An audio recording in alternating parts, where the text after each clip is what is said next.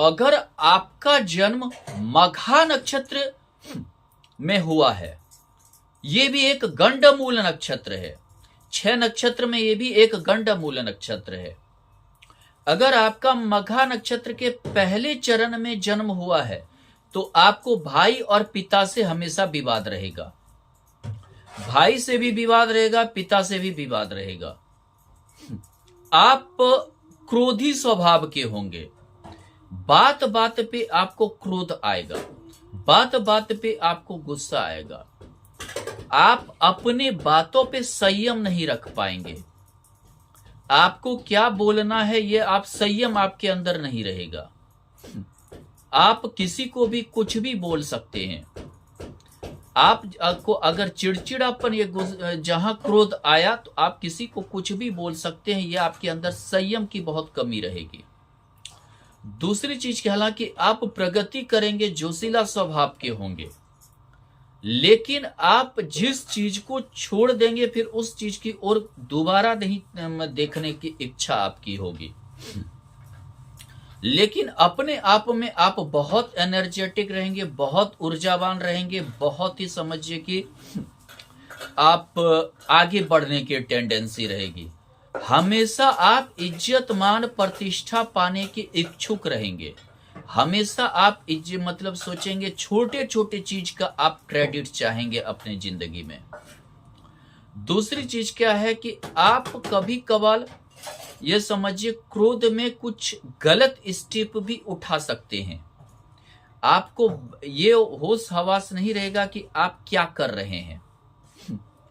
अपने क्रोध पे अगर आप काबू नहीं कर पाए तो आप अपने बना बनाया पीछे काम को आप बिगाड़ देंगे। अगर आपका जन्म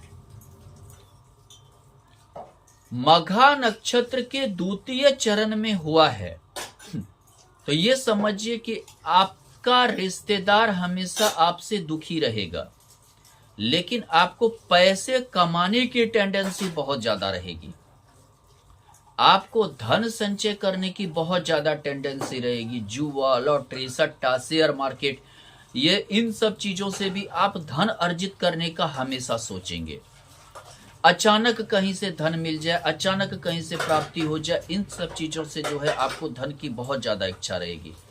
हालांकि आपके संतान भी आपको कमा के देंगे, लेकिन संतान से समस्या भी आपकी रहेगी, आपको रिश्तेदार, संतान इत्यादि से समस्या रह सकता है। लेकिन आप हमेशा एक धन की इच्छा बहुत ज्यादा आपकी प्रबल रहेगी, धन कमाने की इच्छा से आप हमेशा जो है कभी समझिए कि मुख नहीं मोड़ सकते हैं।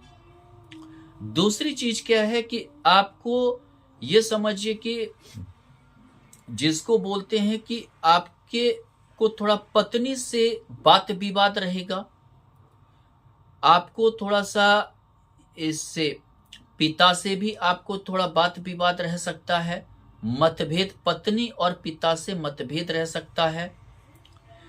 पत्नी संबंधी आपको कष्ट होगा, पत्नी को बड़ा कोई रोग होने की संभावना हो सकती है, गुप्त रोग वगैरह होने की संभावना हो सकती है, और ये समझिए कि उस कारण आप दुखी भी हो सकते हैं।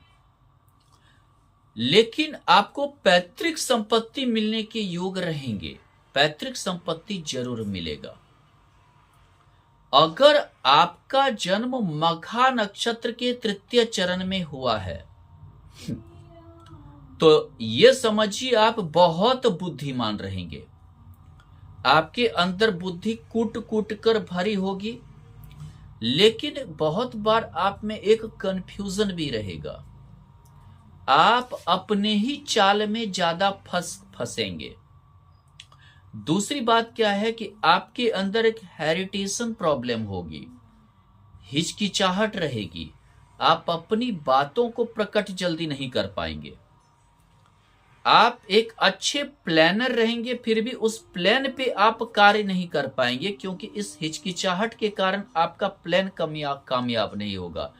आप अपने हिचकिचाहट को पहले दूर कीजिए, तभी आप सफल रहेंगे। हालांकि थोड़ा आपको जो है भाई बंधु इत्यादि से दिक्कतें रहेगा। भाई हो गया, बंधु हो गया, या समझिए कि मौसी हो गया, समझिए इन सब चीजों से जो है, चाची हो गया, इन सब चीजों से आपको परेशानी होगी। आपको अपने पड़ोसी से भी परेशानी हो सकती है। आप अपने अगर नेटवर्किंग को अच्छा करते हैं, जान पहचान वाले का अगर फायदा उठाने की कोशिश करते हैं तो आप आगे बढ़ेंगे, लेकिन आप फायदा उठा ही नहीं पाएंगे। ये आप में एक कमी रहेगी, हिचकिचाहट के कारण आप नहीं उठा पाएंगे।